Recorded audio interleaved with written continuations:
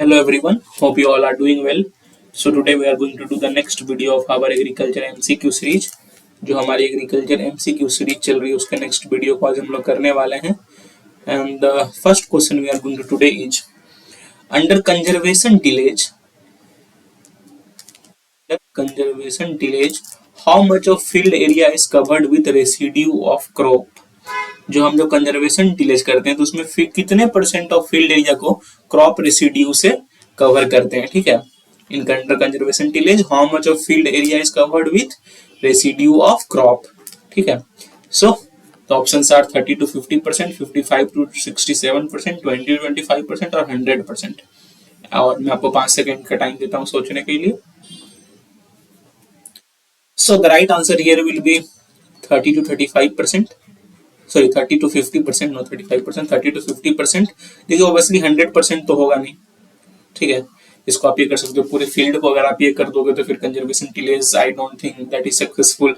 तो 30 to 50% is good amount. अगर आप पूरे फील्ड है उसमें आप अराउंड 50% को क्रॉप रेसिड्यू से कवर करोगे और उस हिसाब से टिलेज करोगे. उससे कंजर्वेशन टिलेज का मेन मेथड क्या होता है कि इसमें ये तो टिलेज वगैरह भी नहीं, सॉइल की जो प्रॉब्लम्स है वो सब भी नहीं हुआ, मेनली इरोजन वगैरह भी नहीं हुई और इसमें जो है आपको इनपुट्स वगैरह भी कम लगी. And this was started in USA. Conservation tillage का भी स्टार्ट हुआ था यूएसए में. जनरली इसमें क्या हुआ था कि जो यूएस में अगर आप देखोगे तो जो उनकी ग्रासलैंड्स वगैरह है, जो उनकी जहाँ पे वो लोग व्हीट बॉल कहते हैं, जहाँ वो लोग व्हीट उगाते हैं, तो कभी कभी क्या होता है काफी ज्यादा वहाँ टिलेज करने से वजह से काफी डस्ट वगैरह उड़ती थी, तो सॉइल इरोजन होती थी, काफी डस्ट उड़ती थी. इसलिए आप देखोगे तो वहाँ डस्ट बॉल भी बोला जाता है due to high amount of dust वहां पे. उसके वजह से उस रीजन को डस्ट बॉल भी बोलने जाने लगा जहां पर कि the wheat were been produced. तो ये सब चीजों को देखते हुए ताकि उनकी सॉइल भी अच्छे से प्रोटेक्ट हो तो US has started the practice of conservation delays. Conservation delays में ये प्रैक्टिस स्टार्ट हुई थी और अब धीरे धीरे ऑल ओवर वर्ल्ड में स्प्रेड कर रही है और इसमें around 30 to 50% of area is covered by residue of crop. Now let's move to the next question that is physical condition of soil resulting from tillage is. जैसे physical condition of soil जो tillage से result होती है उसको हम क्या बोलते हैं. ठीक है, and the right answer here will be B tilth. ठीक है, काफी लोग यहाँ पे कंफ्यूज होंगे बट द राइट आंसर यहाँ पे क्या होगा आपका टिल्थ होगा. ठीक है, the physical condition of soil resulting from tillage is obviously the right answer here will be tilth, B.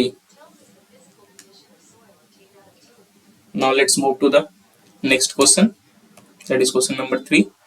Poor construction practices, inadequate maintenance, uncontrolled livestock access and cropping too close can lead to.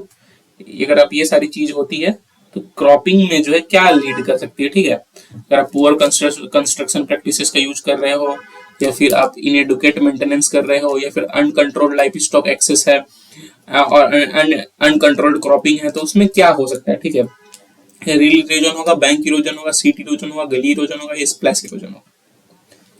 So the right answer here will be B, bank erosion. ठीक है, rill erosion और sheet gully splash ये चारों जो generally होते हैं ऐसा water के जो रेनड्रॉप्स होते हैं उससे होते हैं. वाटर इरोजन है काइंड ऑफ. सबसे पहले आपका स्प्लैश होगा, उसके बाद आपका स्प्लैश के बाद आपका जो है there will be sheet erosion, sheet के बाद रील एंड रील के बाद गली और जो एक्सटेंडेड फॉर्म उसमें क्या बोलते हैं रेवाइंस, जो कि चंबल में present. We all know about Chambal ravines, Chambal ravines. ठीक है, so these are the water. और बैंक इरोजन इज डिफरेंट. इसमें अगर आप कुछ भी अच्छे से सस्टेनेबल प्रैक्टिसेस का यूज नहीं करोगे तो जो हमारा लैंड है वो साइड से कटे आता है. ठीक है, जैसे हमारा ये लैंड है सपोज, तो ये साइड से इरोड होने लगेगा अगर आप इसके ऊपर सस्टेनेबल प्रैक्टिसेस नहीं कर रहे हो तो. जनरली ये रिवर के किनारे भी आप देखने को मिलेगा आपको बैंक इरोजन, बट ये सब में भी यही होता है. और बाकी जो चार है वो that is types of water erosion and bank erosion generally in practices से हो सकता है. So that is the answer here. Let's move to the next question that is it is the practice of smoking under tree to induce early flowering in mango. इसमें क्या होता है जो हमारा मैंगो ट्री है उसके अंदर हम लोग स्मोकिंग करते हैं ताकि मैंगो में अर्ली फ्लावरिंग हो. इस प्रैक्टिस को हम लोग क्या बोलते हैं, इस प्रैक्टिस को हम लोग बोलते हैं B, smudging. The right answer will be smudging. और ये जनरली आपको कहां देखने को मिलता है, इंडोनेशिया सॉरी फिलीपींस में. फिलीपींस में आपको मैंगो ट्री के नीचे स्मोकिंग काफी कॉमन देखने को मिलेगा, that is known as smudging. इससे क्या होता है, अर्ली फ्लावरिंग होता है मैंगो ट्री का। Now let's move to the next question. I hope आपको ये समझ में आ गया होगा।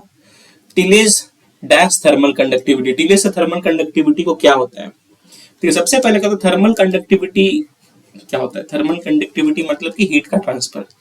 तो टिलेज में क्या होता है, जो हमारा सॉइल सरफेस है वो लूज हो जाता है। मान के चलो ये हमारे सॉइल सरफेस कॉम्पैक्टली है, कॉम्पैक्ट है, टिलेज में क्या हो गया, ये लूज हो गया। अभी स्पेसेस आपको दिखेंगे लूज हो गया, कॉम्पैक्ट से क्या हो गया, लूज हो गया। तो क्या हो रहा है, जो थर्मल कंडक्टिविटी अगर कॉम्पैक्ट रहेगा तो ऑब्वियसली जल्दी उसमें कंडक्ट होगी, थोड़ी लूज होगी तो उसमें कंडक्शन थोड़ी स्लो हो जाएगी। तो टिलेज की वजह से क्या होता है, थर्मल कंडक्टिविटी डिक्रीजेस। ठीक है, तो I hope you understand this.